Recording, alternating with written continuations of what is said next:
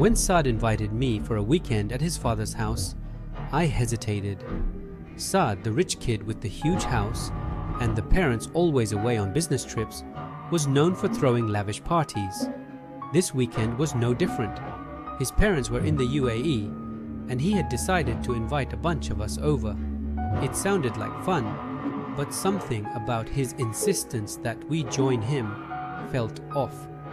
Saad mentioned he was inviting a girl he'd been talking to on a dating website for a couple of weeks. He was excited, boasting about how tonight was the night. I felt a twinge of unease and told Saad that it might not be a good idea. But he and the other guys laughed it off, calling me a killjoy. When the girl arrived, she looked modest and came across as someone from a respectable family.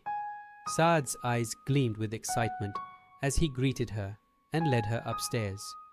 "Don't come upstairs, no matter what," he told us with a mischievous grin. We shrugged it off and settled in the living room, watching soccer. An hour passed, and suddenly we heard loud, blood-curdling screams from upstairs. We exchanged nervous glances, unsure if it was a joke or something serious. Then Saad came barreling down the stairs, terror-stricken and clad only in his underwear. Behind him, the girl followed, but she wasn't the same girl anymore. She wasn't wearing anything, and when she spoke, her voice was deep, almost manly. "Why are you running? Come closer to me, lover boy," she taunted. We were paralyzed with fear. The transformation, her voice, everything about her was wrong. Saad was trembling, and for the first time, I saw true fear in his eyes. We bolted for the door, our panic overtaking any sense of reason. The girl's laughter echoed behind us as we ran out of the house. We pounded on the door of the neighbor's house, begging for help. When the elderly couple saw our terror-stricken faces and Saad's disheveled condition, they didn't hesitate to let us in. We couldn't even bring ourselves to call the police.